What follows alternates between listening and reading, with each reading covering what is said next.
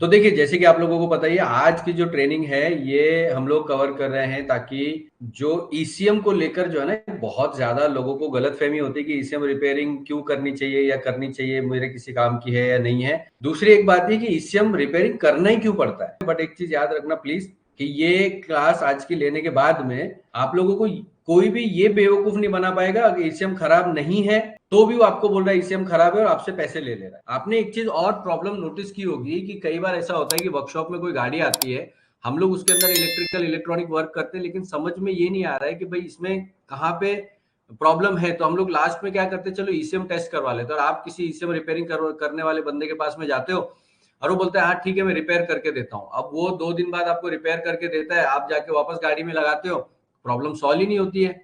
फिर आप इधर उधर वायर देखते हो, आप देखते हो कहीं पे वायर कटा हुआ है, उसको जोड़ देते हो, गाड़ी चालू हो जाती है। अब यहाँ पे हुआ क्या प्रॉब्लम, जो बंदे ने आपको बोला कि मैं ईसीएम रिपेयरिंग आपको करके दूंगा, उसने आपके साथ में एक तरीके से स्कैम किया, क्योंकि आपको समझ में नहीं आता कि भाई ईसीएम के अंदर क्या प्रॉब्लम आती है, किस वजह से प्रॉब्लम आती है।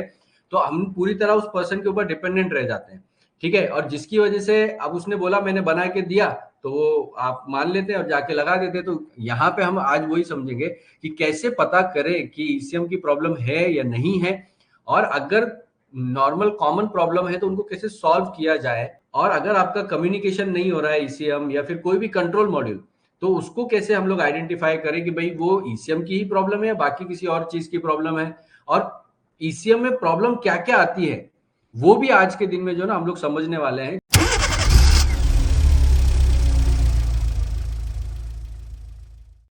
देखिए, मैं ना आप लोगों को कुछ इस तरीके से समझाने वाला हूं कि अगर कोई एक नया आदमी भी है पूरी तरीके से, जिसने कभी ईसीएम खोल के नहीं देखा है, ठीक है, या फिर आप अगर कार ओनर भी हो, एक एग्जांपल दे रहा हूं मैं, इसमें ज्यादातर हमारे टेक्नीशियन भाई हैं, लेकिन फिर भी अगर कार ओनर हैं तो उनको भी ये समझ में आ जाए कि भाई प्रॉब्लम आ रही है तो किन वजह से आ रही है, ठीक है, और उनको कैसे आइडेंटिफाई किया जाता है। अब देखिए, जो सबसे हम लोग यहाँ पर क्या देख रहे हैं, मेजर रीजन फॉर आपका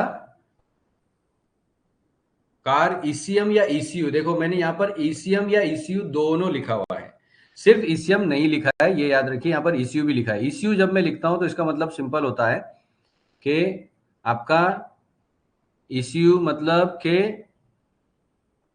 इलेक्ट्रॉनिक कंट्रोल यूनिट, और इलेक्ट्रॉनिक कंट्रोल यूनिट जो है ना वो गाड़ी के अंदर कुछ भी हो सकता है, ठीक है, कोई भी हो सकता है। तो उस चीज का हमको याद रखना, यानी ईपीएस हो सकता है, एबीएस हो सकता है, आपका ईएसपी हो सकता है, ठीक है। सॉरी, ईएसपी और एबीएस तो एक ही कंट्रोल मॉड्यूल में आते हैं, लेकिन आपका बीसीएम है, ठीक है। अभी बहुत सारे कंट्रोल यूनिट जो है गाड़ी के अंदर आने लगे, वो कोई भी कंट्रोल मॉड्यूल क्यों खराब होता है उसके कुछ रीजन हम लोग समझ लेते हैं। एक जो सबसे बड़ा रीजन जो होता है ना, जो आज के टाइम पे, और ये भी एक वजह थी कि जिसकी वजह से मैंने सोचा कि ये क्लास बनाना हमारे लिए बहुत ज्यादा जरूरी है, क्योंकि आज अगर आप इंडिया के किसी भी शहर में हैं, ऑलमोस्ट जितने भी हाईली डेंस्ड एरियाज हैं जहां पे बहुत ज्यादा पब्लिक है, आप चाहे नॉर्थ में दिल्ली एनसीआर में चले जाइए, हर जगह पे आपने देखा होगा वाटर लॉगिंग बहुत ज्यादा हो रही है। और ये जो वाटर लॉगिंग हो रही है, जो फ्लड जैसे हालात इंडिया के अंदर बन रहे हैं, इसका सबसे बड़ा जो इफेक्ट होता है वो हमेशा व्हीकल्स के ऊपर होता है, क्योंकि व्हीकल उस वक्त रोड पे होती है, और जिसकी वजह से जो वाटर लॉगिंग का सामना करना पड़ता है व्हीकल पे ही पड़ता है। अब इसमें व्हीकल में हर एक तरीके की व्हीकल आती है, और इसीलिए आज ये क्लास आप लोगों के लिए इसलिए भी जरूरी है ताकि आप लोग ये समझ सको कि जब हम बात करते हैं ईसीएम और ईसीयू रिपेयरिंग की, तो उसमें एक चीज बहुत इंपॉर्टेंट होती है कि वो किसी भी सेगमेंट पे हो सकता है, आपका टू व्हीलर है, फोर व्हीलर है, कोई भी सेगमेंट के लिए हो सकता है, ठीक है। तो यहाँ पे देखिए, आप ये सबसे बड़ा कारण होता है जिसको हम लोग कहते हैं वाटर लॉगिंग, बहुत ज्यादा बारिश होना, पानी भर जाना रास्तों के ऊपर, और जब ये पानी भर रहा है तो उस टाइम पे हमें गाड़ियों को निकालना पड़ता है, और गाड़ियों का जो इलेक्ट्रिकल और इलेक्ट्रॉनिक सिस्टम है, ओवर द पीरियड उसके अंदर जो है ना ऑक्सीडेशन शुरू हो जाता है, ये आप यहाँ पर देख पा रहे हैं, देखिए। तो ये जो ऑक्सीडेशन है इसको हम क्या कहते हैं, ऑक्सीडेशन। अब देखिए प्रॉब्लम क्या होती है, मैं थोड़ा सा इसको जूम करता हूं ताकि आप लोग देख पाए। ये देखिए, तो अगर आप यहां पर ध्यान से देखो, ये जो आपको वाटर लॉगिंग दिखाई दे रही है, इस वाटर लॉगिंग का एक इफेक्ट क्या होता है, जब ये स्प्रेड होने लगती है ना, तो जब जो ये वाला पिन मेरा समझो 12 वोल्टेज का था, ठीक है, और ये वाला जो पिन था मेरा वो ग्राउंड का था। तो पहला रीजन आपको बता रहा हूं मैं। तो जब ये स्प्रेड होने लगता है आपका ऑक्सीडेशन, तो करंट जो है ना इस सब में फ्लो करने लगता है, क्योंकि ये करंट फ्री फ्लो हो जाता है यहाँ पर। और इसकी वजह से दिक्कत क्या आती है कि आपका शॉर्ट टू पॉजिटिव और short to negative, positive negative आपस में शॉर्ट हो जाते हैं। और ये शॉर्ट होने की वजह से फिर आपका, क्योंकि ये पिन पे से शॉर्टिंग हुई है, तो ये आपके डायरेक्ट ईसीयू पे शॉर्टिंग करता है। ओके, इसी के साथ साथ ये जो आप ऑक्सीडेशन देख रहे हो, ये बहुत बड़ा रीजन होता है। अब हम लोग क्या करते हैं, कई बार हमने ये कपलर खोला और कपलर खोल के हम लोगों ने देखा कि भाई यहाँ पर जो है ना पूरा ऑक्सीडेशन हम लोगों को यहाँ पे दिखाई दे रहा है। तो ये जो ऑक्सीडेशन हमने देखा है, हम लोग क्या करते हैं, इसको क्लीन करके लगा देते हैं। और बहुत सी बार तो सिर्फ क्लीन करके ही प्रॉब्लम सॉल्व हो जाती है, ठीक है ना। तो ऐसे में अगर क्लीन करके प्रॉब्लम, कस्टमर अगर समझदार है, वो सही टेक्नीशियन के पास गया, तो वो क्या करेगा, सबसे पहले जितने भी इलेक्ट्रिकल हार्नेसेस हैं वो इन सब को रिमूव करेगा और इसके अंदर जो है ना इलेक्ट्रिक कॉन्टेक्ट क्लीनर से सबको क्लीन करेगा। और क्लीन करने के बाद में वो आपको बोलेगा कि सर आप अभी गाड़ी चलाइए, ताकि ये प्रॉब्लम आपकी सॉल्व हो जाए, जो भी करंट को लेके इश्यूज आ रहे हैं आपके, ठीक है। लेकिन जो टेक्नीशियन सिर्फ गाड़ी को क्लीनिंग करके ही दे देते हैं, और इलेक्ट्रिकल हार्नेसेस या इलेक्ट्रॉनिक हार्नेसेस को वो इलेक्ट्रिक कॉन्टेक्ट क्लीनर से साफ करना है आपको, याद रखिए, किससे, कॉन्टेक्ट क्लीनर से। अगर नहीं करते हैं ना, तो ये जो ऑक्सीडेशन आप देख रहे हो, अगर बारिश के 4 महीने हैं, तो ये 4 महीने में ही बन जाता है और आपके जो ईसीयू है वो शॉर्ट होना शुरू हो जाते हैं। अब ये कहाँ पे शॉर्ट होंगे, किस जगह शॉर्ट होंगे, वो पूरा इस बात से डिपेंड कर रहा है कि आप किस जगह पर इसको कनेक्ट कर रहे हो। समझो कि अगर ये मेरी थ्रॉटल का 12 वोल्टेज आउटपुट था जो ईसीएम से मेरे निकल रहा था, या फिर ये मेरे इंजेक्टर का जो लो साइड है, ठीक है, ये निकल रहा था, तो अब अगर ये दोनों आपस में शॉर्ट हो जाते हैं, तो इसमें क्या होगा, आपकी थ्रॉटल भी बंद होगी और आपके इंजेक्टर भी जो है वो लो साइड को, जो भी 1 नंबर 2 नंबर, वो शॉर्ट हो जाएगा। और फिर ईसीएम के अंदर भी यही वाले सर्किट में शॉर्टिंग हुई है। तो अब बाहर क्या है, बाहर तो दो चीजें हमको पता चल गई, थ्रॉटल बंद है, इंजेक्टर बंद है। तो ये भी यहाँ पर एक चीज होती है। दूसरी चीज कि जब इस तरीके की शॉर्टिंग होती है, यहाँ पर जो आपको दिखाई दे रही है, और भी तरीके की शॉर्टिंग है, मैं आप लोगों को समझाऊंगा। जब इस तरीके से शॉर्टिंग होती है, जिनका मेजर रीजन जो है आपका ऑक्सीडेशन होता है, तो उसमें दिक्कत क्या आ रही है कि ये पूरे सर्किट को ही शॉर्ट कर सकता है। देखिए, अब इसके अंदर हो सकता है कि पूरा का पूरा जो आपका ईसीएम है ना, वो कंप्लीट शॉर्ट हो गया, जिसके अंदर आपकी आईसीस खराब हो गई, आपके कंपोनेंट खराब हो गए। कई बार शॉर्टिंग इतनी बड़ी होती है कि आपका जो ईसीयू है, वो पूरा जो बोर्ड है वो डैमेज हो जाता है। और बोर्ड एक बार डैमेज हो गया तो फिर ये रिपेयरेबल नहीं होता, ये याद रखिए, this is non repairable. Okay, ये याद रखिए। अब ये नॉन रिपेयरेबल हो गया, तो ऐसे में ये वाली चीज याद रखिए, जब भी ऐसा हो। अब से दोनों चीजें हैं, अगर आप कस्टमर आपके पास आया है, गाड़ी आपकी, उसके कस्टमर की जो गाड़ी है वो समझ लीजिए कि गई है, फ्लडेड हुई है, ठीक है, इस केस में वो फ्लडेड अगर हुई है, तो उसमें क्या होगा कि आपके पास आया, आपने क्या करना चाहिए, सारे इलेक्ट्रॉनिक हार्नेसेस, बैटरी वगैरह डिस्कनेक्ट कीजिए, इलेक्ट्रिक हार्नेसेस निकाल के साफ कीजिए और देखिए पानी कहाँ कहाँ पे गया हुआ है। और ये क्लीन करना है आपको इलेक्ट्रिक कॉन्टेक्ट क्लीनर से। इस चीज को प्लीज याद रखिएगा सब लोग, ठीक है। इसके बाद में हमारा नेक्स्ट पार्ट आता है कि ये एक बड़ी प्रॉब्लम, इसके बाद आपने ऑक्सीडेशन का ही एक और रूप होता है, लेकिन उसका रीजन आपका फ्लडिंग नहीं होता है। और ये जो है ना, वो मतलब ये ऐसा कारण है जिसकी तरफ हमें कभी भी हमारा ध्यान नहीं जाता है। और वो है, ये देखिए, ये जो आप देख रहे हो, ये भी ऑक्सीडेशन ही है। लेकिन आप देखो कि बाकी का जो एरिया है, ये क्यों इमेज मैंने इस तरह वाली ली है, बाकी का एरिया देखो एकदम क्लीन है। क्या है, क्लीन, करेक्ट। तो अगर ये क्लीन है, तो यहां पे ऑक्सीडेशन कैसे पहुंचा। देखिए, कहीं कहीं पे एकदम नील है, जबकि हम लोग इस वाली इमेज में जब देख रहे थे तो हमें पूरा का पूरा सर्किट ही दिखाई, हर जगह पे आपको ऑक्सीडेशन दिख रहा है, प्लास्टिक वाले एरिया में भी ऑक्सीडेशन फैला हुआ दिखाई दे रहा है। बट यहाँ पे बाकी पूरा क्लीन दिखाई दे रहा है। बट ये जो एरिया है, इन्हीं में, इसमें प्रॉब्लम पता है क्या होती है, जब आप कभी भी किसी कंट्रोल यूनिट के हार्नेसेस को खोलते हो, और वो क्योंकि एक लॉक के जरिए टाइट होता है, तो अगर आप वो वायरिंग चेक कर रहे हो, या वायरिंग किसी ने अगर यहाँ पर रिपेयर की गई है, ठीक है, तो ऐसे में हम लोग है ना क्या करते हैं कि एक तो कई बार वायर को जो है ना हम लोग छील के क्लीन करते हैं, छील के उसकी वोल्टेज टेस्ट करते हैं। ये जो आपने छीला है, यहां से ऑक्सीडेशन शुरू होकर वायर के अंदर अंदर से वो पिन तक पहुंच जाता है, और जब ये पिन तक पहुंच गया, तब यहीं से शॉर्टिंग शुरू हो जाती है। ठीक है, और इसकी तरफ किसी का ध्यान नहीं जाता है। ठीक है, तो ये बहुत ज्यादा गलती करते हैं इलेक्ट्रिशियन ज्यादातर कि वायर को छील के टेस्ट करना हो गया। आप जब हार्नेस निकाल रहे हो तो उसको इतना टाइटली आप खींच देते हो कि वो लूज हो जाता है। लूज होने की वजह से पीछे से पानी या फिर मॉइस्चर जो उसके अंदर चला जाता है और यहाँ पे ऑक्सीडेशन होना शुरू हो जाता है। ठीक है, ये एक बड़ा कारण होता है। अब अगर मैं दूसरी तरफ देखूं तो हम हमेशा, अगर आप देखो तो हर बार जो है ना, आपने एक चीज और नोटिस की होगी कि जब ये प्रॉब्लम्स होती हैं तो इस तरीके से आप देखोगे यहाँ पे आपको इंटरनली भी ऑक्सीडेशन दिखाई देगा। देखो यहाँ पर इंटरनली ऑक्सीडेशन, आपको ये देखो, ये पूरे पिन जो है ना वो ऑक्सीडाइज हो गए हैं। ठीक है, इसका रीजन भी जो है ना, मेजर जो है वो आपका मॉइस्चर ही होता है। मगर हर बार इसका रीजन फ्लड नहीं होता है कि भाई गाड़ी पानी में गई है इसकी वजह से ये हुआ है, नहीं। मॉइस्चर आने के दो कारण होते हैं। जो पहला मैंने आप लोगों को बताया वो है कि फ्लडेड वाटर लॉगिंग, जिसको हम लोग बोलते हैं भाई पानी जमा हो गया है। दूसरा जो रीजन आपका होता है वो होता है कि आपका जो टेक्नीशियन की गलती, टेक्नीशियन वायर को जिस तरीके से टेस्ट कर रहा है ये उसकी गलती की वजह से होता है। ठीक है, तो अभी हम लोगों को करना क्या है, हम लोगों को ये ध्यान देना है कि पहली चीज, अगर हमारे पास में कस्टमर आया है तो एक तो फ्लडेड वाली या फिर वाटर लॉगिंग वाली गाड़ी को सारे वायरिंग हार्नेसेस को आपको ठीक से चेक करना है। और अगर आपके पास में जब भी आप वायरिंग रिपेयर कर रहे हो, गाड़ी फ्लडेड नहीं है, तो वायरिंग रिपेयर करते वक्त आपको ध्यान रखना है कि आप टेपिंग सही तरीके से करें।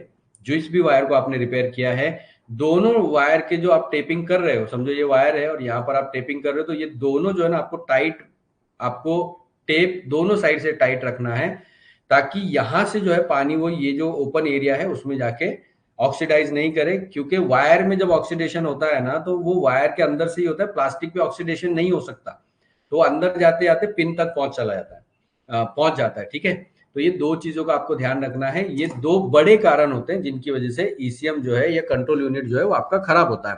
क्योंकि अगर आप किसी चीज को रिपेयर करना चाहते हो, आप चाहते हो कि कोई सिस्टम या फिर कोई जो पार्ट है उसको मैं रिपेयर करूं, आपको ये तो समझना पड़ेगा कि उसमें प्रॉब्लम आई क्यों है।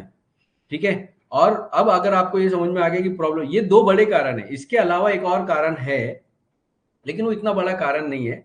ठीक है, वो भी मैं आप लोगों को बता देता हूं। और वो जो कारण है ना वो क्या है पता है, तो मैं ये मिटा देता हूं थोड़ा।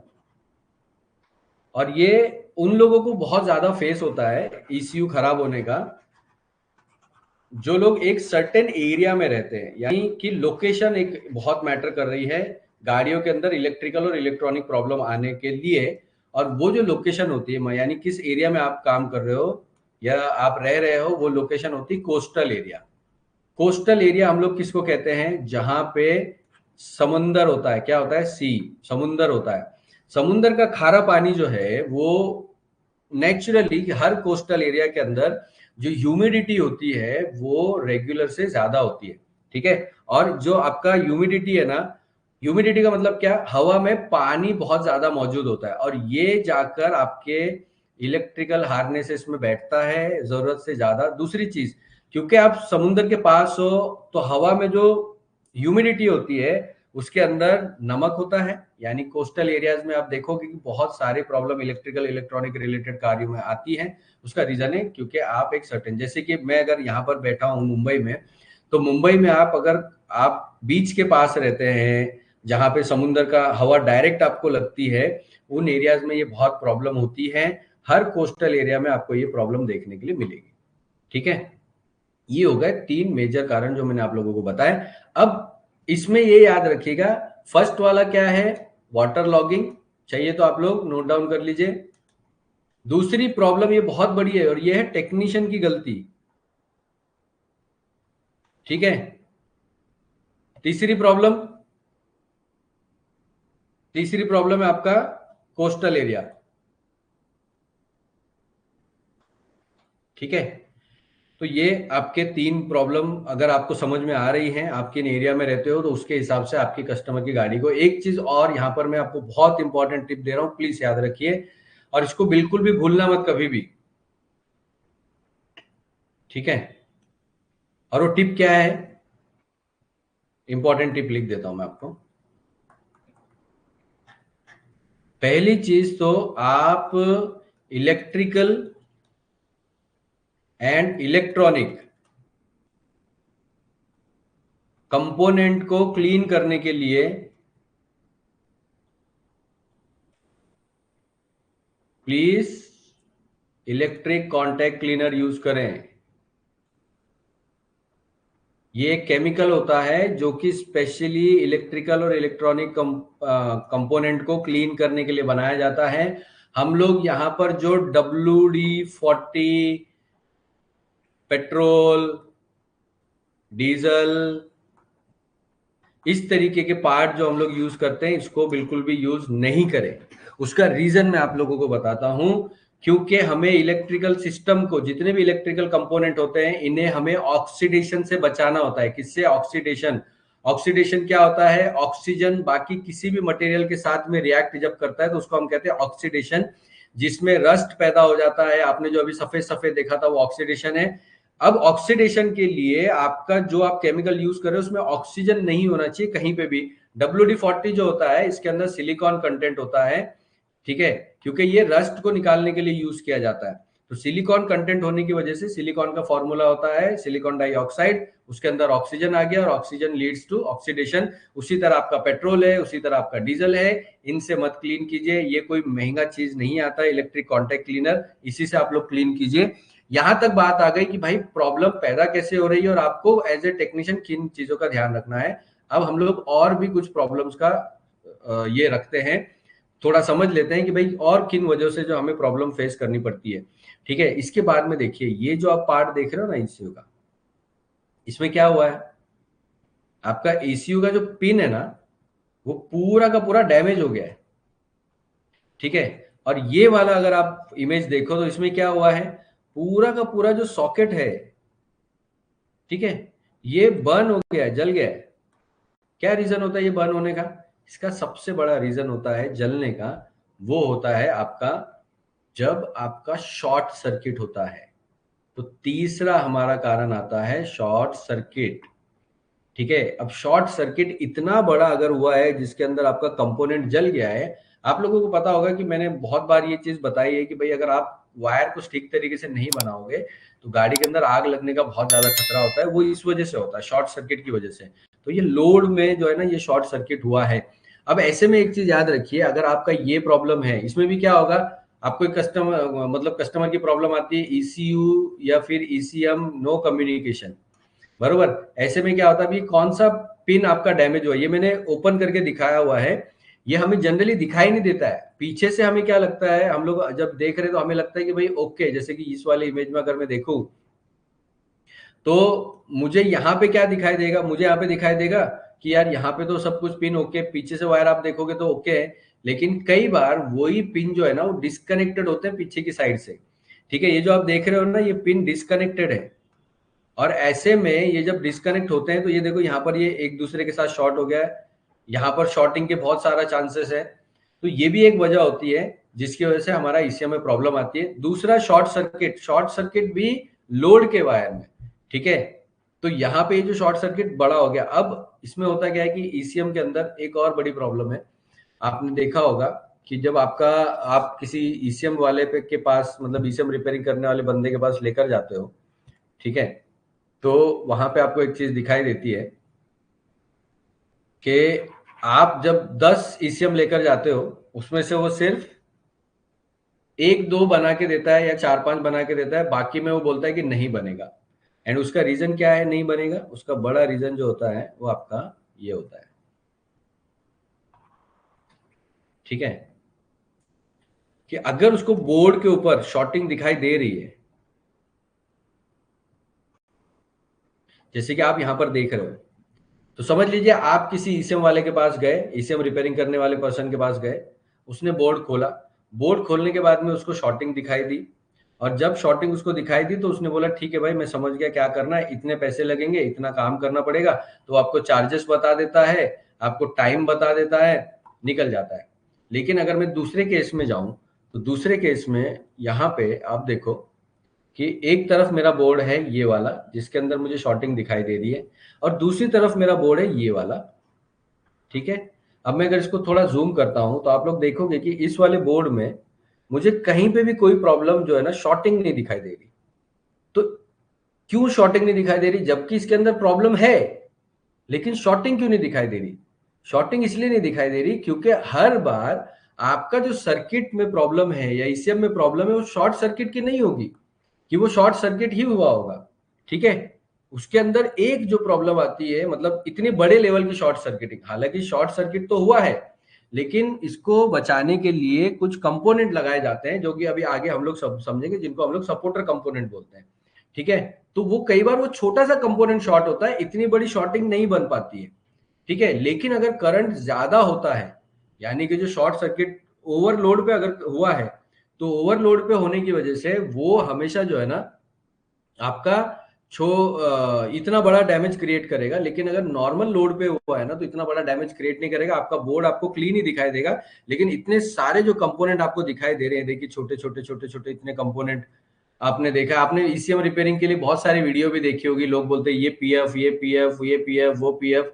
तो ये जो कंपोनेंट होते हैं, अब पीएफ तो आपका कैपेसिटर होता है, लेकिन जो बाकी के आपके कंपोनेंट होते हैं जिसमें आपके ट्रांजिस्टर्स हैं, आपके रेजिस्टर हैं, डायोड हैं, ये भी खराब होते हैं, ठीक है। और ये आंखों से देख के नहीं पता चलता, और इसी वजह से आपका जो ईसीएम रिपेयरिंग वाला है इन वाली प्रॉब्लम के लिए तो आपको टाइम और चार्जेस बता देता है, लेकिन जब ये वाली प्रॉब्लम आती है जिसमें घंटों लगते हैं, ट्रेसिंग करनी पड़ती है, समझना पड़ता है हर एक कंपोनेंट को। देखो अभी कितने सारे कंपोनेंट आपको दिखाई दे रहे हैं, ठीक है। इन सब कंपोनेंट को वन बाय वन चेक करना पड़ता है, हर एक सर्किट को पूरी तरीके से लाइन ट्रेसिंग करनी पड़ती है प्रॉब्लम ढूंढने के लिए। आपका थ्रू होल आ जाता है, ठीक है, आपका ब्लाइंड होल आ जाता है। तो ये सब को जब ट्रेसिंग करना पड़ता है ना, तो आपका जो ईसीएम वाला बंदा है, ईसीएम रिपेयरिंग करने वाला बंदा, वो आपको क्लियर बोल देता है कि नहीं भाई ये नहीं बनेगा, दिस इज नॉन रिपेयरेबल। लेकिन मैं आपको एक खुशखबरी देना चाहता हूं दोस्तों कि every ECU is repairable until unless आपके पास में उसके कंपोनेंट ट्रेस करने की समझ है, आपको उसके कंपोनेंट की समझ है, और साथ ही के साथ वो कंपोनेंट आपके पास अवेलेबल है। ये तीन अगर आपके पास में है तो इसका मतलब आप किसी भी बोर्ड को, मैं बोर्ड की बात कर रहा हूं ना कि सिर्फ ईसीएम की, उसके अंदर ईसीएम आता है, बीसीएम आता है, ईपीएस आता है, हर तरीके का कंट्रोल मॉड्यूल आता है, ठीक है। तो जब हम लोग बात कर रहे हैं हर तरीके के कंट्रोल मॉड्यूल की ना, वहां पर ये चीज बहुत इंपॉर्टेंट हो जाती है कि आपको सारे कंपोनेंट की समझ हो, आपको सारे कंपोनेंट जो है वो सही तरीके से समझ में आते हो, ठीक है। तो ये भी हमारे लिए जरूरी हो जाता है। ओके, अब हम लोग हमारे नेक्स्ट पार्ट पे चलते हैं। आपको ये समझना जरूरी है कि ईसीयू एक्चुअली में काम कैसे करता है, ठीक है। अगर हम ये समझ जाए कि ईसीयू काम कैसे करता है तो हम उसके आने वाली प्रॉब्लम अगर गाड़ी में है और वो ईसीएम की वजह से या कंट्रोल यूनिट की वजह से है तो वो भी हम लोग आइडेंटिफाई कर लेंगे। तो वो हम लोग नेक्स्ट पार्ट में चलते हैं, ठीक है ना। चलिए, अब यहां पर देखिए और भी कुछ प्रॉब्लम्स हैं, मैंने यहाँ पर मेंशन किया हुआ है। जैसे कि आप देखोगे ये वायर आपस में शॉर्ट हो जाना, ग्राउंड की तरफ हमारा ध्यान नहीं जाता। देखो ये ग्राउंड का हमारा पॉइंट है, ये हम लोग इसको नेगेटिव टर्मिनल बोलते हैं, जो बॉडी पे लगा हुआ होता है, चैसी ग्राउंड या बॉडी ग्राउंड जो भी बोलो आप, ठीक है। ये जो नेगेटिव टर्मिनल आप देख रहे हो, इसमें प्रॉब्लम क्या है? इसमें प्रॉब्लम ये है ना, ये जो ऑक्सीडेशन है, ये ऑक्सीडेशन बहुत ज्यादा लोड का कारण बनता है, और ये एक दिन में क्या टूट जाएगा, और टूटने के बाद अगर ये शॉर्ट हुआ पॉजिटिव के साथ तो भी आपका ईसीएम खराब हो जाएगा। इस वाली इमेज में अगर आप देखोगे तो आपको दिखेगा कि वायर की हालत क्या है। ये देखिए वायर, ठीक है। अब ये जो वायर की हालत है, अगर ये वायर ऐसे ही ओपन रहेंगे, देखो ये आपको दिखाई भी दे रहे जले हुए, तो ये भी शॉर्ट हुए हैं। ऐसे में ना 90% से ज्यादा हमारा चांस होता है कि हमारा ईसीयू खराब हो गया है। ये जो आप वायर देख रहे हो ये ट्रांसमिशन के टीसीयू के है, ठीक है। तो ऐसे में 90% चांस है कि आपका जो ईसीयू है वो खराब हो गया है। ओके, तो ये चीज आप लोग याद रखिए कि इस तरीके के वायर अगर दिखाई दे तो वायर बनाने के साथ साथ जब आप वायर पूरी तरीके से एंड टू एंड बना लें तो वो आप उसके बाद में ये जरूर चेक करें कि आपका ईसीयू स्कैन होना शुरू हुआ कि नहीं हुआ। अगर स्कैन होना नहीं शुरू हुआ इसका मतलब आपका ईसीयू जा चुका है। एक और एक चीज प्लीज याद रखिए, आप यहाँ पर देख रहे हो, मैं थोड़ा वापस से जूम कर देता हूँ, ठीक है। ये देखिए, अब यहाँ पे आपको हमने कंपनी ने अलग अलग साइज के आपको वायर दिखाई देंगे। देखिए यहाँ पर अलग साइज है, ये अलग साइज है, ये अलग, ये अलग, ये अलग, ऐसे बहुत अलग अलग साइज के। यहाँ पे देखिए ये जो है ना आपके नेटवर्किंग वाले हैं, ठीक है। तो ये जो अलग अलग साइज है, जब भी आप वायर रिपेयर करें, वायर को सेम साइज पर ही रिपेयर करें, ठीक है, सेम साइज रिपेयर होना चाहिए। क्योंकि अगर आप समझ लीजिए ये मोटा वाला वायर है और इसमें आप पतला वाला वायर लगा दोगे तो ये लोड लेगा ही नहीं, आपका कंट्रोल मॉड्यूल काम ही नहीं करेगा। ओके, इसी के साथ साथ अगर ये जो पतला वाला वायर है, जो कैन के वायर है, इसके अंदर आप ये मोटा वाला वायर लगा दोगे तो वैसे भी नहीं करेगा, ओवरलोड की वजह से शॉर्ट सर्किट होकर वापस खराब हो जाएगा। ठीक है, तो ये भी एक चीज आप लोगों को ध्यान में रखनी है, ठीक है ना। अब हम लोग क्या करेंगे कि जो सबसे इंपॉर्टेंट सवाल है कि ईसीयू काम कैसे करता है, ठीक है, या ईसीयू का इंटरनल सर्किट कैसा होता है, वो एक बार जो है ना हम लोग समझ लेते हैं। ये देखिए, इसको हम लोग कहते हैं ब्लॉक डायग्राम। अब ये जो ब्लॉक डायग्राम आप देख रहे हो, ईसीएम के अंदर का है ये, ठीक है। यहाँ पे आपके सेंसर्स हैं, यहाँ पे आपके आउटपुट है, ड्राइवर्स हैं। ओके, तो यहाँ पे आप अगर ध्यान से देखो तो ये आपका माइक्रो प्रोसेसर होता है।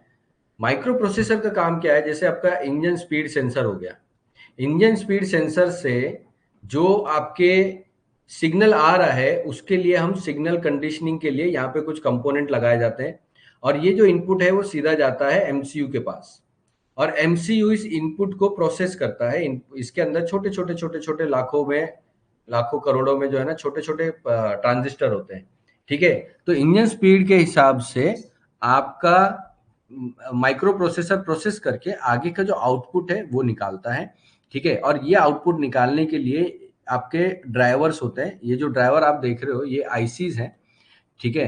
अभी बहुत ज्यादा आईसी का इस्तेमाल होने लगा है, fuel injector driver, solenoid driver, data bus driver, ठीक है। ये जो डेटा बस है आपके कैन का कम्युनिकेशन के लिए ड्राइवर हो गया, वैसे ही ट्रांसिएंट प्रोजेक्शन हो गया, वोल्टेज रेगुलेटर जिसको हम लोग पावर आईसी कहते हैं, ठीक है। तो इसमें क्या होता है कि एक तो ईसीयू को खुद को भी पावर चाहिए होती है और ईसीयू को आउटपुट भी देना होता है पावर के जरिए, और क्योंकि ईसीएम जो है ना आपका हाई साइड और लो साइड दोनों साइड पे आपके कंट्रोलिंग करता है अलग अलग कंपोनेंट को, ठीक है।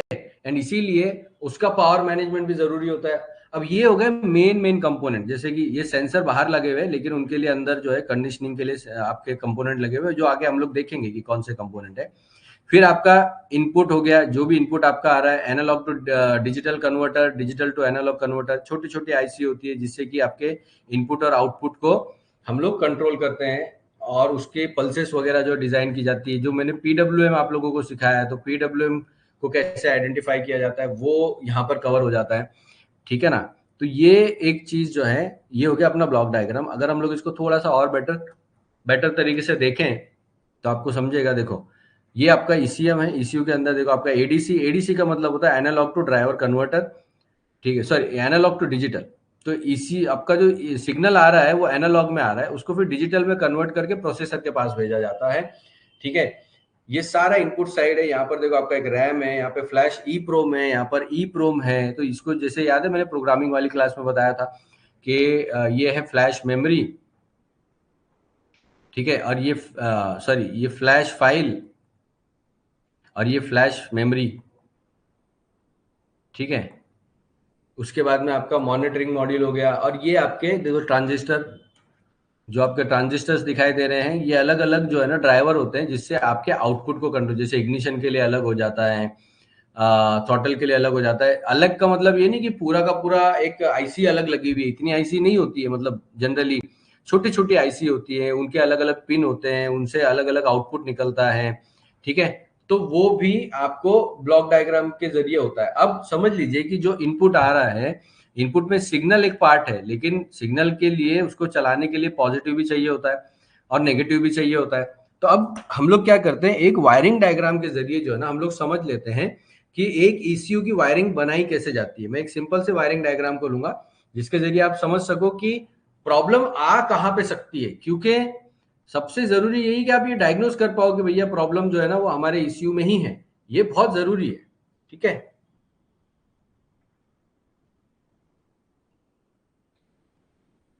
ओके, तो मैं दूसरा ये ओपन करता हूं।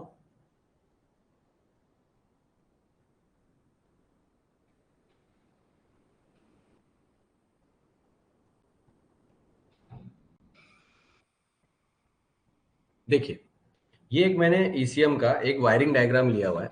इसलिए लिया है ताकि हमें ये समझ में आए कि वायरिंग, जो हम लोग बोलते हैं इनपुट आउटपुट, तो एक गलत फहमी मतलब कई बार रहती है हमें ईसीएम को लेकर, वो ये कि यूट्यूब वगैरह पे भी लोग वीडियो बनाते हैं कि ज्यादातर प्रॉब्लम जो है वो एक्चुएटर की आती है। नो डाउट एक्चुएटर की आती है, अगर ईसीएम से प्रॉब्लम होगी तो वो एक्चुएटर बंद हो जाएगा। लेकिन ईसीएम से और भी कुछ ऐसी वोल्टेजेस होती हैं जिसकी वजह से प्रॉब्लम आ सकती है। ठीक है, तो वो भी हम लोग देख सकते हैं। जैसे कि एग्जांपल आप यहाँ पर अगर देखोगे, एक सिंपल ईसीएम का है। आप देखिए कि मैं एक पहले क्रैंक सेंसर का एक सर्किट ले लेता हूं यहाँ पर। ठीक है,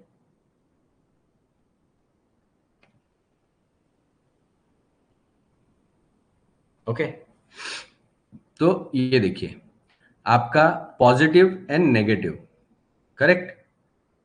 अब ये जो है ना, दो वायर वाला सेंसर है, पॉजिटिव और नेगेटिव यहाँ पर लिखा हुआ है। आप अगर देखो तो ये दोनों पॉजिटिव और नेगेटिव दोनों ही डायरेक्टली ईसीएम से आ रहे हैं। अब समझ लीजिए कि अगर आपके ईसीएम के अंदर कोई प्रॉब्लम हो गई, तो क्रैंक सेंसर को जो सप्लाई जानी चाहिए, यहाँ पर क्या है आपके 5 वोल्टेज, और ये आपका ग्राउंड, या फिर 12 वोल्टेज, या फिर ये ग्राउंड। ठीक है, इसी के ऊपर जो है आपका सिग्नल बन रहा है। ठीक है ना। तो अब ये जो आपका सिग्नल इसके ऊपर बन रहा है, इसमें क्या है कि आपको, अगर ये नहीं आएगा ईसीएम के साइड से, तो भी क्रैंक सेंसर फॉल्ट बनाएगा। ठीक है, हम लोग क्या करेंगे, क्रैंक सेंसर के ऊपर काम करते रहेंगे। उसी तरह अगर ये नेगेटिव नहीं आएगा तो भी क्रैंक सेंसर फॉल्ट बनाएगा। अब क्या होता है, कुछ सर्किट में अगर ग्राउंड जो है वो कहीं और से आ रहा है, जैसे कई बार किसी सेंसर को कहीं और से ग्राउंड आ रहा है, तो ये ग्राउंड अगर खराब हो गया तो सेंसर बंद हो जाएगा, लेकिन आपके ईसीएम से कोई प्रॉब्लम नहीं है। तो ऐसे सर्किट भी है, जैसे आपका कैम सेंसर देखिए, यहाँ पर क्या है, सप्लाई है, 5 वोल्टेज सप्लाई हो गई, ग्राउंड हो गया, और ये आपका सिग्नल हो गया, इसमें भी 5 वोल्टेज आती है ओपन हार्नेस में। ठीक है, अब हम लोग जो देख रहे हैं कि प्रॉब्लम कहाँ पे आ सकती है, ईसीएम की साइड से अगर प्रॉब्लम हुई तो कहाँ आ सकती है। समझ लो, अगर ये जो मेरा सप्लाई है 5 वोल्टेज का, यहाँ पे पॉजिटिव लिखा है, और ये अंदर जो है जाकर किसी ना किसी एक, ये सप्लाई है क्योंकि ये कांस्टेंट होती है, तो अगर ये ईसीएम के अंदर जाके कहीं छोटे छोटे कंपोनेंट के जरिए फिर किसी आईसी में चली जाती है, मैं एक एग्जांपल के लिए बता रहा हूँ आपको, इसको लिटरली मत ले लेना। ठीक है, तो आईसी के अंदर चली जाती है, और ये आईसी अगर मैं शॉर्ट कर दूं तो क्या होगा बोलो, आपका कैम सेंसर का सप्लाई बंद हो जाएगा, आपका क्रैंक सेंसर का भी सप्लाई बंद हो जाएगा। लेकिन इसमें पूरा ईसीएम खराब है क्या, नहीं। तो ईसीएम क्या, फॉल्ट भी आपका बनाता है। ठीक है, और फॉल्ट क्या रहेगा आपका, क्रैंक सेंसर, कैम सेंसर, जो भी नो सिग्नल ये सब करके। ठीक है, तो ये भी आपकी प्रॉब्लम जो है वो ईसीएम के साइड से आ सकती है। दूसरा देखिए आपका जैसे एक्सीलेटर पेडल में तो नहीं आती ज्यादातर, लेकिन आपके एक और सेंसर होता है जिसमें आते हैं, जैसे ये आपका देखिए, ये है हमारा मास एयरफ्लो सेंसर। ठीक है, तो मास एयरफ्लो सेंसर में भी सिग्नल 5 वोल्टेज का है, तो समझो अगर ये 5 वोल्टेज आईसी, रेफरेंस वाली आईसी खराब हो जाए तो मास एयरफ्लो का भी सिग्नल गया। ठीक है ना। अब इसके साथ साथ मैं एक बार कैन का भी लाइन देता हूं, समझ लीजिए। एक और एक तरीका बताता हूँ, जैसे हमारा वाटर पंप है। ठीक है, तो वाटर पंप हमारा काम कर रहा है कि नहीं कर रहा है, वो पता करने के लिए, यानी वाटर पंप यानी अपना कूलेंट का पंप, वो पता करने के लिए ईसीयू ने कम्युनिकेशन बनाया हुआ है लिन के जरिए। अब समझ लीजिए कि जब ये लिन के जरिए कम्युनिकेशन बनाया गया है ना, तो ईसीएम के अंदर जो है वो कम्युनिकेशन आपकी आईसी होती है, जहां पे ये प्रोसेस करने के बाद एमसीयू के पास जाती है। ठीक है, तो या तो ये डायरेक्ट एमसीयू को लिन कनेक्टेड होगा, या फिर कोई आईसी में जाके वहां पे कनेक्टेड होगा। अब ये पूरी लाइन में अगर छोटा सा एक डायोड लगा है, या कोई एक रेसिस्टर लगाया गया है, या कोई एक कैपेसिटर लगाया गया है, ठीक है, इनमें ये पूरी लाइन के अंदर कुछ भी अगर खराब हो जाता है तो बंद क्या होगा आपका, क्योंकि आपके ईसीयू को लिन का इनपुट नहीं मिलेगा तो वो फॉल्ट बना देगा, लिन एब्सेंट। ठीक है, सॉरी, उसका जो इनपुट मिलना चाहिए वो नहीं मिलेगा तो फॉल्ट बना देगा, और आपका वाटर पंप जो है वो काम कर रहा है कि नहीं कर रहा है उसको पता ही नहीं चलेगा। ठीक है, ऐसे में गाड़ी आपकी बंद नहीं होगी, ओवरहीट भी नहीं होगी, क्योंकि वो मैकेनिकल पंप ही है मोस्टली। ठीक है, तो ये जो आप देख रहे हो ना, ये भी एक बहुत इंपॉर्टेंट पार्ट आपका होता है। ठीक है, तो यहां से जब कंट्रोलिंग हो रही है तो ये भी खराब हो सकता है। ऐसे बहुत सारे जगह होती है जहां पे से खराब होते हैं, जैसे कि एग्जांपल किसी कंपोनेंट को चलाने के लिए अगर पावर सप्लाई, हाँ एक जगह होती है ईसीएम के खराब होने की, और वो होता है कि ये जो ग्राउंड है हमारा, देखिए यहाँ पर 3 वायर हमारे ग्राउंड के हैं। अब अगर मैं इसको किसी पॉजिटिव के वायर के साथ शॉर्ट कर देता हूँ, लेट्स से ये मेरा शॉर्ट कर दिया मैंने, ठीक है, तो अगर मैं पॉजिटिव के वायर के साथ मैंने ग्राउंड को शॉर्ट कर दिया तो पूरा का पूरा बोर्ड जो है ना वो शॉर्ट हो जाएगा। ठीक है, इसके साथ एक प्रॉब्लम होती है, जैसे देखो यहाँ पर कैन है, तो कैन हाई कैन लो की लाइन है और ये गया होगा आपके नेटवर्क के आईसी में, कम्युनिकेशन के आईसी में। अब अगर ये आईसी खराब हो जाए तो क्या होगा, कम्युनिकेशन बंद हो जाएगा, और कम्युनिकेशन बंद हुआ तो अभी जो मॉडर्न ईसीयूज हैं वो तो काम भी नहीं करते। तो ये भी एक बहुत बड़ा जो है ना प्रॉब्लम हमको फेस होता है। ठीक है, अब मैं क्या करता हूं कि मतलब आई होप आप लोगों को ये समझ में आ गया होगा, लेकिन एक चीज याद रखिए, अगर आपको कभी भी आपके ईसीयू पे डाउट लग रहा है तो यहाँ पे एक बहुत इंपॉर्टेंट मैं आप लोगों को टिप दे रहा हूं, प्लीज याद रखना सब लोग। ठीक है, और वो टिप क्या है हमारी, कि अगर आपको डाउट लग रहा है कि ईसीएम में प्रॉब्लम है या ईसीएम कम्युनिकेट नहीं कर रहा है, तो डायरेक्ट ईसीएम को चेंज करके मत देखो, कुछ चीजें जो है वो सेफ साइड चेक कर लो, और वो क्या चेक करना है वो समझा देता हूं मैं आपको। सबसे पहले आप ये देखिए कि जो 12 वोल्टेज सप्लाई आपको मिलनी चाहिए थी आपके ईसीयू को, वो मिल रही है कि नहीं मिल रही है। ठीक है, बहुत इंपॉर्टेंट पार्ट है ये। इसके बाद में आपके इग्निशन मिलता है आपके ईसीयू को, यानी जब आप इग्निशन ऑन करोगे तो उस टाइम पे आपको एक 12 वोल्टेज मिलती है और उसके साथ ये ग्राउंड, अगर दो है तो दो ग्राउंड। इसका देखो ये वी बैट 1 2 एंड 4, तो ये वी बैट बैटरी के जितने वायर हैं वो, ठीक है, आपके ग्राउंड के वायर और कैन हाई कैन लो, इन सब को चेक कीजिए कि ये ओके है या नहीं है। अगर ये ओके नहीं है ना, तो आप ईसीएम कितना भी रिपेयर करवा लो आपकी प्रॉब्लम सॉल्व नहीं होगी, क्योंकि पहले आपको ये सॉल्व करना पड़ेगा। और इसको बंद करने के लिए बहुत सारे फैक्टर काम कर सकते हैं, एक छोटा सा 5 एम्पेयर का फ्यूज भी अगर है तो ये भी आपके ईसीयू को बंद कर सकता है, और यही चीज हमको समझना जरूरी है। ठीक है, और जिस तरीके से बाहर फ्यूज होते हैं ना, उसी तरीके से ईसीएम के अंदर भी छोटे छोटे फ्यूज लगे होते हैं रेजिस्टर के तौर पे। ठीक है, तो ये एक छोटा सा फ्यूज 10 एम्पियर का, 10 एम्पियर का, आपका 5 एम्पियर का फ्यूज, ये भी आपके ईसीयू को बंद कर सकता है। तो इसीलिए आपका एक हो गया वी बैट, ठीक है, उसके बाद में वी बैट के बाद में आता है आपका ignition, ground, CAN high, CAN low. ठीक है, ये 5 वायर जो है ना प्लीज चेक कर लो, क्योंकि अगर यही ठीक नहीं होंगे तो वैसे भी आपका इश्यू कम्युनिकेट होने वाला नहीं है।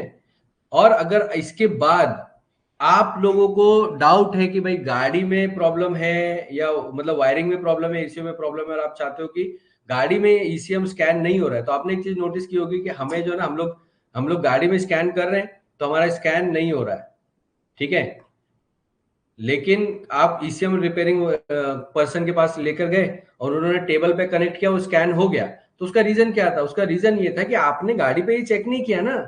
अगर आपने ये पांचों मतलब ये जितने भी आपके ग्राउंड है, जितने पॉजिटिव है, वो सब चेक कर लिए होते तो आपको भी पता होता कि ईसीएम की प्रॉब्लम है या नहीं है। आप क्यों ईसीएम रिपेयर करने के लिए लेकर जाते हैं, और यही वजह है, यहीं पर आपको काम आती है सही ट्रेनिंग। ठीक है, ये चीज आप सब लोगों को ध्यान में रखना है, क्योंकि आपको ये पता होना चाहिए सर्किटरी कैसे काम कर रही है। आप जब बोलोगे कि मेरा ईसीएम खराब है तो वो 100% आपको बोलना पड़ेगा कि वो खराब है। ठीक है, तो ये चीज याद रखिए, ऐसे बहुत सारी जगह पे होती है जहां पे आपको कंटिन्यू करना पड़ता है। एग्जाम्पल देखो, अब जैसे कई बार ईसीएम में एक प्रॉब्लम आती है जो कि आपका फ्यूल पंप बंद हो जाता है। अब एक सवाल आता है कि सर, बहुत सारे लोग ये सवाल करते हैं, मतलब मैं ईसीएम रिपेयरिंग का एक्सपर्ट नहीं हूं, लेकिन मैं ये जानता हूं कि ईसीएम में प्रॉब्लम आती है तो क्या होता है। कई बार ऐसा होता है कि टेक्नीशियन सवाल करते हैं, सर फ्यूल पंप स्टार्ट नहीं हो रहा है, ईसीएम में प्रॉब्लम है। ठीक है, चलो, तो उनका दूसरा सवाल ये होता है कि सर क्या करें, इसके अंदर ईसीएम के अंदर क्या खराब हुआ होगा। देखिए, हर ईसीएम की अपना अपना सर्किट होता है। ठीक है, तो अगर आपको पता ही नहीं है कि मैं फ्यूल पंप खराब है तो क्या हुआ होगा, उसका एक आसान तरीका बताता हूं। तो आपका जो आउटपुट है, जैसे ये वाला जो वायर है 89 नंबर का वायर, ये हमारे फ्यूल पंप में गया हुआ है। और फ्यूल पंप में जाने के बाद में आप जब ईसीएम, अगर आपको डाउट लग रहा है तो आप ईसीएम पे से क्या कर सकते हो, यहीं से ट्रेसिंग कर सकते हो।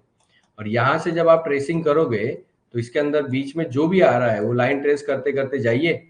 और जब आपके बड़ी वाली आईसी जो है उसके अंदर जब आप कनेक्ट कर दोगे, ठीक है ना, तो जहां पे भी आपको ले जाए आपको पता चल जाएगा ये खराब है तो इसको चेंज कर दो, ये खराब है तो इसको चेंज करो, ये खराब है तो इसको चेंज करो। अगर यहां से लेकर यहां तक हमको कॉन्टिन्यूटी मिल ही नहीं रही है तो यहां से लेकर यहां तक एक जंपर मार दो।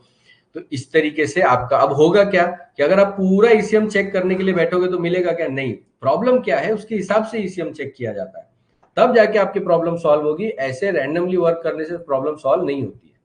ठीक है, ओके, तो ये आई होप आप लोगों को समझ में आ गया होगा। एक और यहाँ पर मैं इंपॉर्टेंट चीज जो है वो आप लोगों को बताना चाहता हूँ, वो होता है फॉल्ट कोड। तो फॉल्ट कोड जो है ना, एक एक डीटीसी में अगर आप लोग चार्ट देखोगे तो आपको समझेगा कि P06 जो है वो हमेशा रिफर किया जाता है आपके 6, मतलब P का मतलब हो गया पावर ट्रेन यानी ईसीएम इंजन, ठीक है, 0 का मतलब हो गया जेनेरिक, अभी किसी भी गाड़ी का 6 का मतलब हो गया कंप्यूटर आउटपुट, यानी कंप्यूटर से आउटपुट जो निकल रहा है वो, ठीक है, मतलब एक्चुएटर के लिए। तो ये देखो क्या बोल रहा है, pre supply pump open load P06 है, और आगे हमको क्या आ रहा है, supply pump open load, supply pump short circuit to ground, supply pump short circuit to battery. अब ये याद रखिए कि अगर आपको ये पता करना है कि ये प्रॉब्लम ईसीएम से है क्या, इसके लिए आपको वायरिंग भी अच्छे से चेक करनी है। और अगर आपको समझ में आ गया कि हाँ वायरिंग ओके है, तो उस केस में फिर आपको ईसीएम जो है रिपेयर करने के लिए सोचना चाहिए। और एक मैं आपको बताता हूँ, ये जो प्रॉब्लम्स होती है अगर आप फॉल्ट देख के वायरिंग टेस्ट करके या फिर आपका सिर्फ ईसीएम भी आया है, उनको आप खुद से सॉल्व करना चाहते हो या खुद से ही बहुत हद तक आप ये पता करना चाहते हो ईसीएम की प्रॉब्लम है कि नहीं है, तो उसका एक सिंपल तरीका है, फॉल्ट को देखिए, वायरिंग टेस्ट कीजिए, ठीक है, और उसके हिसाब से काम कीजिए। क्योंकि देखिए P06 को लेके बहुत सारे फॉल्ट है और हर बार ईसीएम का नहीं होगा, ये भी याद रखिए। इसीलिए हमेशा आपकी सही तरीके से आपने काम करना है, वरना आप गैस वर्क करते रह जाओगे, उसके अंदर गाड़ी की बैंड बज जाएगी, जो कि ऑलरेडी बज रही है। बहुत सारे लोग देखो, starter relay low side over temperature, starter relay high side over temperature. अब हम लोग क्या करेंगे, हम लोग फॉल्ट देखा हाई साइड टेम्परेचर ज्यादा दिखा रहा है, हम लोग स्टार्टर रिले को चेक करना शुरू कर देंगे। ठीक है, वायरिंग चेक कीजिए, अगर वायरिंग सारी ओके दिखाई दे रही है तो ये देखो कि ईसीएम से जो आउटपुट आना चाहिए स्टार्टर रिले के लिए वो आ रहा है कि नहीं आ रहा है। ठीक है, वो कहां पर आएगा, या तो 86 पे आएगा या तो वो 85 पे आएगा, इन दोनों में से कहां पे आ रहा है वो एक बार देखिए। ठीक है, तो ऐसे ही देखो P06 ये सारे जो है ना फॉल्ट इसके हैं। देखो अब यहाँ पर देखिए ये वाला जो फॉल्ट है ना P0335, इसको छोड़ दो। P0335 क्या दिखा रहा है, क्रैंक सेंसर नो सिग्नल। अभी जो P0335 है, मैंने अभी आपको यहाँ पर एग्जांपल के तौर पे बताया था क्रैंक सेंसर का। इसमें क्या हो रहा है, देखो क्रैंक सेंसर में आपका पॉजिटिव और नेगेटिव दोनों ही ईसीएम से आ रहा है। ठीक है, तो अब ये जो P0335 आता है ये भी ईसीएम की प्रॉब्लम होती है 90% टाइम। चाहिए तो आप लोग नोट डाउन करके रख लीजिए, देखो P0335F ये भी हटा दो। ठीक है, क्यों, क्योंकि आपका जो क्रैंक, इसमें गाड़ी आपकी बंद होगी लेकिन ईसीएम स्कैन होगा, ईसीएम प्रॉपर फॉल्ट भी बनाएगा। क्या बनाएगा, P0335। तो आउटपुट जो इस क्रैंक सेंसर को निकलना चाहिए, देखो एरेटिक सिग्नल, ये ज्यादातर टाइम आपके ईसीएम की प्रॉब्लम ऐसी होती है। ठीक है, तो ऐसे बहुत सारे हैं, जैसे अभी आप देखो ये आपका इंजेक्टर सर्किट ओपन दिखा रहा है P0201। अब नॉर्मली ये जो है ना ये प्रॉब्लम होती है जब आपका इंजेक्टर का वायर कट होता है, ये ज्यादातर टाइम वायर कट की प्रॉब्लम होती है। लेकिन 10% चांस ये भी होता है कि जब आपका वन साइडेड, मतलब ईसीयू जब यहाँ से आउटपुट दे रहा है ना, तो वो आउटपुट बना नहीं पा रहा है, और जहाँ पे इंजेक्टर आईसी है ये है, वो जब ओपन हो जाता है, शॉर्ट हो जाता है, तो उस टाइम पे भी ये फॉल्ट बना रहता है आपका। तो ये भी याद रखनी है, जितने भी आउटपुट वाले हैं वो सारे फॉल्ट हो सकते हैं। उसके बाद P06 देखो, अब यहाँ पर भी हम लोग आ गए। P06 के जो फॉल्ट होते हैं ना वो ज्यादातर टाइम, ये देखो P06 इंजेक्टर एडजस्टमेंट कोड, तो ये तो आपका कोडिंग वाला एरर है। ठीक है, लेकिन ये अगर मैं देखूं तो boost voltage too low for fuel injector P06 है। ये जो बूस्टर वोल्टेज दिखा रहा है, ये जो बूस्टर है ना, ये बूस्टर वोल्टेज जो है वो आपके इंजेक्टर सॉरी ईसीएम के अंदर से बनती है। उसी तरह P06 sensor 5 voltage supply 1 monitoring error, ये ईसीएम के साइड से भी होता है और कई बार कोई कंपोनेंट खराब होता है उसके साइड से भी होता है। आप लोगों को चाहिए तो आप लोग नोट डाउन करके रख लो। यहाँ पे P06 सेंसर 5 वोल्टेज रेफरेंस देखो, इनमें कुछ फॉल्ट जो है वो आपके वायरिंग रिलेटेड है, सेंसर रिलेटेड है, और कुछ फॉल्ट जो है वो डायरेक्टली इंडिकेट करते हैं कि आपका जो ईसीएम या ईसीयू है उसके अंदर प्रॉब्लम आई है। ठीक है, ये देखिए। ओके, तो ये 5 वोल्टेज रेफरेंस वाला हो गया। इसके बाद और भी P06 के, मैंने ये एग्जांपल के लिए लिया है लेकिन ये एक्चुअल गाड़ियों के, जैसे देखो P06 है throttle wall drift eight close position. अब यहाँ पर देखो हम लोग थ्रॉटल वॉल देखते हैं, थ्रॉटल कहाँ है, थ्रॉटल एक्सीलरेटर पेडल हो गया, थ्रॉटल थ्रॉटल थ्रॉटल थ्रॉटल, हाँ तो इसके अंदर आपका थ्रॉटल नहीं है। ठीक है, एक्सीलरेटर पेडल है, थ्रॉटल नहीं है। तो ये क्या बता रहा है, throttle wall drift eight close position, यानी बंद होने के बाद में थ्रॉटल वॉल स्लिप मार रही है। ठीक है, अब ये जो स्लिप मारने का रीजन है ये क्यों बता रहा है, क्योंकि ईसीएम से आउटपुट जाता है आपके थ्रॉटल बॉडी को और ईसीएम ही मोटर को कंट्रोल करता है। तो या तो आपकी थ्रॉटल बॉडी खराब है या फिर आपके ईसीएम से प्रॉब्लम हो रही है। इसीलिए वायरिंग भी चेक कीजिए और ईसीएम को भी रिपेयर कीजिए। ठीक है ना। अब एक चीज और याद रखिए, एक और गलती होती है ईसीएम रिपेयरिंग के टाइम पे, कि मेरे पास अगर ईसीएम आ गया तो मैं शुरू कहां से करूं। ठीक है, तो ये देखिए फॉल्ट क्या है, डीटीसी क्या बन रही है। जैसे कि अगर मेरा फॉल्ट समझो P06 है और ये क्या दिखा रहा है, low speed fan, PWM controlled fan, short circuit to battery. ठीक है, ये क्या बता रहा है कि जो फैन को, जो लो स्पीड फैन कंट्रोल होता है उसका फॉल्ट है ये। P06 में क्यों बताया, क्योंकि ईसीएम उसको कंट्रोल कर रहा है डायरेक्टली। ठीक है, तो अब मैं क्या करूंगा, फैन बंद है ना, तो मैं फैन का जो मेरा रिले है, फैन रिले, उसमें आई थिंक अगर 86 से ईसीएम कंट्रोल कर रहा है मेरा। ठीक है, तो मैं ये जो ईसीएम का पिन है जो 86 यहां से लेके यहां तक कॉन्टिन्यूटी लूंगा और यहां से फिर मैं इसको ट्रेस करना और ओपन करके देखूंगा। अगर मुझे कहीं पे शॉर्टिंग दिखाई दे रही है, कुछ प्रॉब्लम दिखाई दे रहा है, तो वहां पर मैं उसको रिपेयर कर पाऊंगा। ठीक है, ये दो तीन चीजें याद रखनी, फॉल्ट देखिए, वायरिंग टेस्ट कीजिए। अगर वायरिंग आपको ओके लगे, वायरिंग आप कॉन्टिन्यूटी पे चेक कर सकते हैं, क्योंकि वोल्टेज पे आप चेक करोगे तो शायद आपको ना मिले, लेकिन दोनों चेक कीजिए, वोल्टेज भी चेक कीजिए और आपके कॉन्टिन्यूटी पे भी चेक कीजिए कि वायर ओके है कि नहीं है। अगर ये आपको मिल गया तो आपको समझ में आ जाएगा कि मेरे ईसीएम की प्रॉब्लम है या नहीं है। ठीक है, अब इसके बाद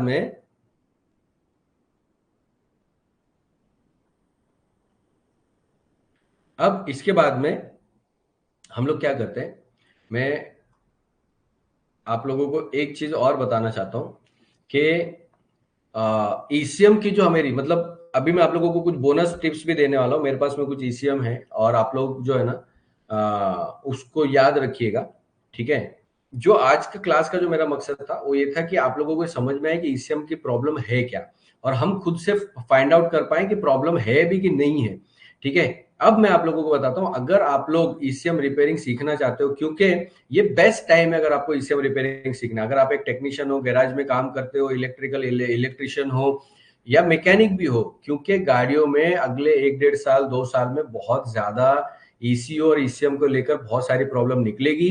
आप बाहर लेकर जाओगे, बहुत सारे पैसे दोगे, इससे अच्छा आप जो है ना घर पे बैठे बैठे सीख सकते हो। कैसे सीखना है वो मैं आप लोगों को एक बार एक्सप्लेन करता हूँ, उसके बाद मैं बोनस टिप्स देने वाला हूँ, तो सब लोग रुके रहो एकदम। ठीक है, देखिए ऑनलाइन में हमारा कोर्स है ECM repairing and programming training.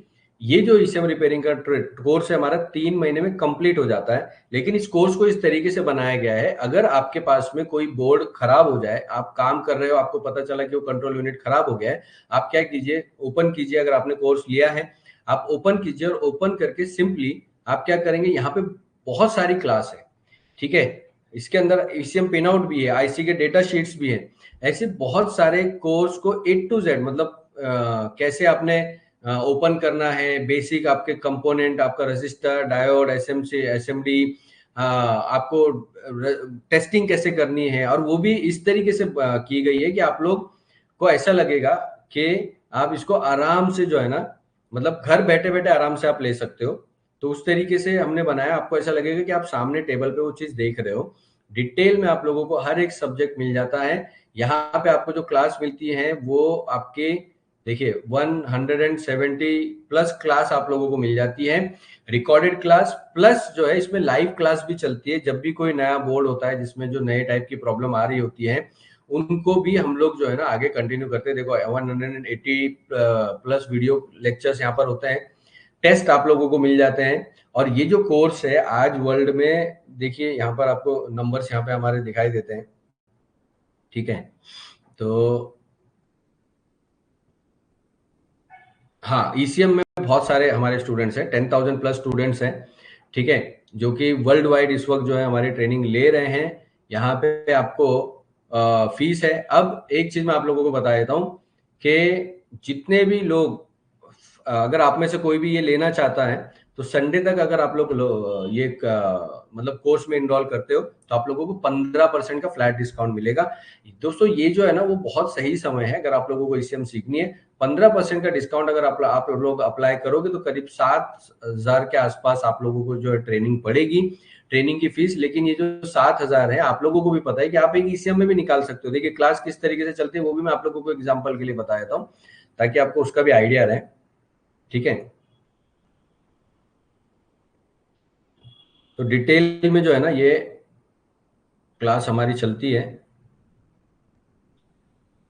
Okay, तो जब तक ये बफर हो रहा है, इसके साथ साथ अगर आप लोग अभी तक एक परफेक्ट इलेक्ट्रिशियन या डायग्नोस्टिक टेक्नीशियन का काम नहीं सीखे तो उसके लिए हमारा कोर्स है ऑटोमोटिव इलेक्ट्रॉनिक रिपेयर। इसके अंदर राइट फ्रॉम फ्यूज और रिले से लेकर आप हर तरीके के सिस्टम पे काम कर सकते हो। डिटेल्ड हमारी जो है वो ट्रेनिंग यहाँ पर होती है, ठीक है। ये जो ट्रेनिंग है उसको मकसद इस तरीके से हमने बनाया गया है कि ज्यादा से ज्यादा टेक्नीशियंस को है वो डायरेक्ट लेवल पे इसका फायदा पहुंच सके। आज इसमें भी वर्ल्ड वाइड बहुत सारे टेक्नीशियन जो ऑलरेडी ट्रेनिंग ले रहे हैं। अब एक सवाल जो है ना लोग मुझसे हमेशा पूछते हैं कि सर ईसीएम रिपेयरिंग की ट्रेनिंग किसको लेनी चाहिए, किसको नहीं लेनी चाहिए। मैं आज के टाइम पे अगर बोलूं जो आज की हमारी सिचुएशन है, इसके पहले मैं बोलता था कि देखिए अगर आप इलेक्ट्रिशियन हो तो आप ईसीएम रिपेयरिंग की ट्रेनिंग लो। लेकिन आज मैं ये बोलता हूं कि अगर आप इंडिया में हैं और आप एक वर्कशॉप में काम करते हैं, आपका खुद का गैरेज है, तो आपको कंपलसरी ईसीएम रिपेयरिंग की ट्रेनिंग ले लेनी चाहिए। क्योंकि जो फ्लड के पिछले 2 साल से ऑलमोस्ट इंडिया के हर बड़े शहर में जो है ना फ्लड जैसे सिचुएशन बन जाती है और इतनी ज्यादा गाड़ियों में ईसीयू को लेकर प्रॉब्लम आ रही है, हमारे पास भी बहुत ज्यादा आ रही है। तो इसलिए मैं आज के टाइम पे कह रहा हूं कि प्लीज आप लोग जो है ना ये सब आप लोग कंटिन्यू कीजिए, ठीक है।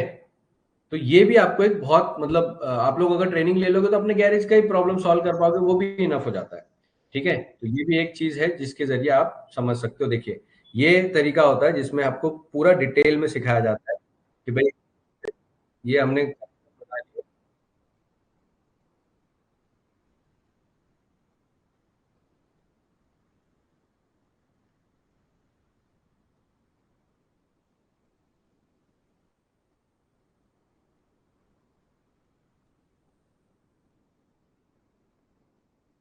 देखिए अब मैं यहाँ पर थोड़ा छोटे स्क्रीन में दिखा रहा हूँ इसलिए आपको ऐसे दिखाई देगा।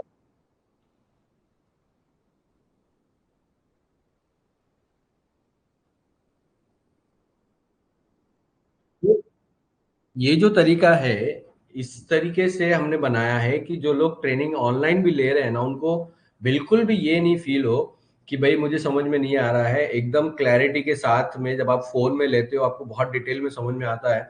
आप जूम करके देख सकते हो, आप आगे पीछे करके देख सकते हो। एक और हमने क्या काम किया ना यहाँ पर जो कि बहुत अलग है वो ये कि हमने ना आपके जो ईसीएम हैं जो कि कॉमन कॉमन ईसीएम आते हैं जिनमें कॉमन कॉमन प्रॉब्लम्स आती हैं उन सब की क्लास जो है ना सर्किट टू सर्किट हमने बना दी है, ठीक है। तो सर्किट टू सर्किट से मेरा मतलब क्या है मैं आपको बताता हूं। देखिए तो थोड़ा सा ये लोड लेने के लिए टाइम, क्योंकि 180 से ज्यादा क्लास ऑलरेडी आपको मिलती है।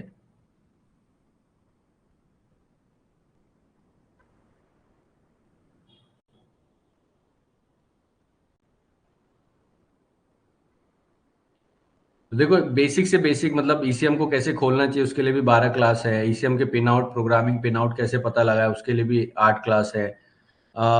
ये देखो आपका ईसीएम रिपेयरिंग के आपका एग्जाम वगैरह भी है, मैं दिखाता हूँ आपको। इंस्ट्रूमेंट क्लस्टर देखो, अब जैसे ईपीएस एक होता है ना, मैंने बोला कंट्रोल मॉड्यूल की ट्रेनिंग है, तो आपका ईपीएस ट्रेनिंग हो गया, इलेक्ट्रॉनिक कंपोनेंट टेस्टिंग हो गया, इंस्ट्रूमेंट क्लस्टर रिपेयरिंग हो गया। अब ये सारी क्लास जो है वो आप लोगों को एनी टाइम अवेलेबल होगी जब तक कि आपका कोर्स, देखो अब जैसे बॉश का MD1 है, इसमें हमने 3 क्लास बनाई हुई है, ठीक है। अब ये जो 3 क्लास आप यहाँ पर देख रहे हो, तीनों में आप देखोगे तो सर्किट टू सर्किट जो है वो सर ने एक्सप्लेन किया है, ठीक है। एकदम डिटेल्ड ट्रेनिंग है, 6 से 8 घंटे की जो है ना टोटल ये ट्रेनिंग होती है। और इसके बाद में अनकोडेड रजिस्टर वैल्यू, हमने रजिस्टर की वैल्यू भी दे दी, जिनके जिनके ऊपर कोड लिखा हुआ नहीं होता है वो भी सब यहाँ पर हमने दे दिया है, ताकि जब आपके पास कोई बोर्ड आए आपको टेंशन नहीं, किसी को पूछने की जरूरत नहीं, आप अपना मोबाइल ओपन कीजिए, आपका कोर्स एक्टिव है और आप सीधा ट्रेनिंग लेना शुरू कर दीजिए, ठीक है। तो ये याद रखिए दोस्तों, सैटरडे तक, अभी ये जब क्लास खत्म होगी यहाँ पे कूपन बन जाएगा, संडे रात तक 15% का फ्लैट डिस्काउंट है।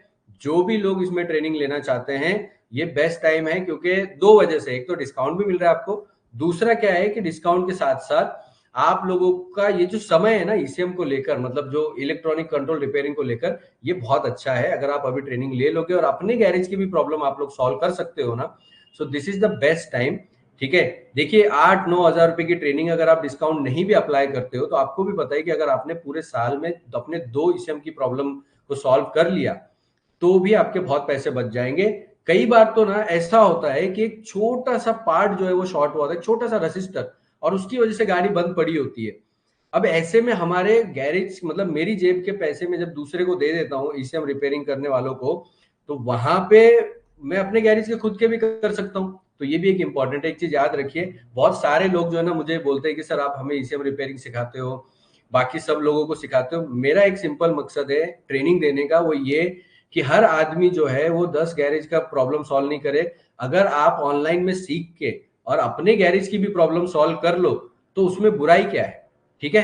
तो आप में से जो भी ट्रेनिंग लेना चाहता है, एक तो आप मैडम को कांटेक्ट जरूर कीजिए, उनके साथ में ये रहिए, और संडे तक आपको 15% का डिस्काउंट मिल जाएगा।